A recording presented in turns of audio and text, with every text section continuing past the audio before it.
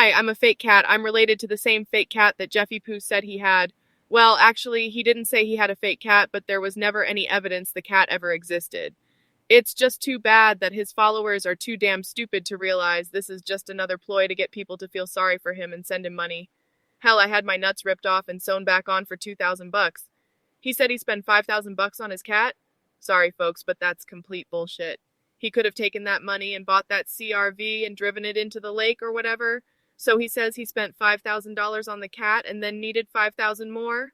People, if you can't see through all that nonsense, then I'm sorry, but you are dumber than a brick. Your IQ is lower than a limbo stick. You're dumber than a box of rocks. Seriously, anyone with even half an ounce of brain matter should be able to see the line of lies and utter bullshit that Jeff's been spewing this entire time. Hi, fake cat. What's up? I heard what you were saying. Yeah, I just read Jeffy Poo's latest rant. It's hilarious. He's just pissed off because he got called out on his fake cat, and just like his supposedly new evidence about Kylie Rodney, he hasn't shown one iota of proof about any of it. Hey guys. Yeah, I read that earlier today. What I particularly like is the girl he mentioned who made some bullshit videos about Kevin that are nothing but total lies. The interesting thing is, do you know who the girl is who made the videos? No idea. I don't really pay much attention to anything Jeffy Poo says. It's always just a line of blabbering. Just sounds like Charlie Brown's teacher to me. Well, her name is Stephanie Noyes. Does that last name ring a bell? I think so. Isn't that Jeffy Poo's last name? Noyes? Faux shizzle, girl. So of course that makes anything she says credible now, doesn't it? It cracks me up how they keep grasping at straws trying to make Kevin look bad. But all anyone with any common sense has to do is look at the facts, and they can see who the liar really is. So what did Jeff do with all those file folders with the names written on them? Didn't he promise the PI was going to fill those file folders with all of this special information as a result of their investigations? Jeff couldn't find his own butthole if you gave him a roadmap, and of course he didn't want to spend that money on a PI. He wanted to keep that money for himself, which Kevin said from the beginning. Yeah, isn't it interesting how everything that Kevin said would happen has happened? How many times did he come out saying that Jeffy Poo had no new information and would never produce that promised video? Well, more than I can count. But what's amazing to me is the fact that time after time, Kevin's prophecies about that twerp have come true. Yet you still have imbecilic morons who still believe in that lying fake cat showing greasy-assed punk. My guess is that they're all pathetic, fat, and ugly. Nobody else would keep believing in someone who constantly lies about everything and has never kept a promise. And just like Kevin has said on many occasions, Jeff could easily prove us wrong by coming out with the information.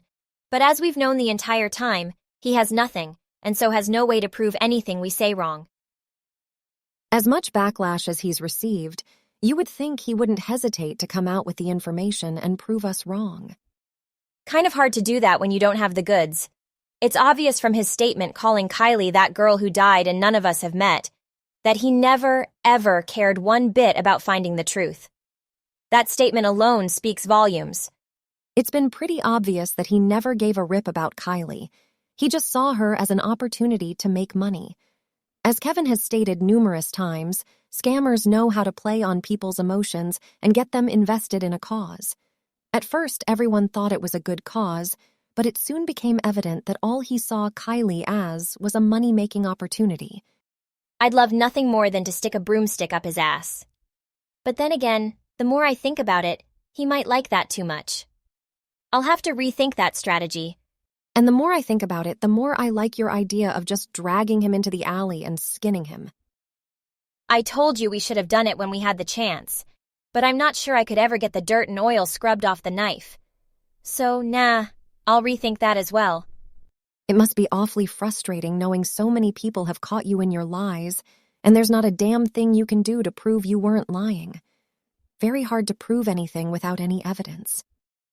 I wonder if he still has that cork in his ass. I'm betting that once it was placed there, he liked it too much to ever take it out.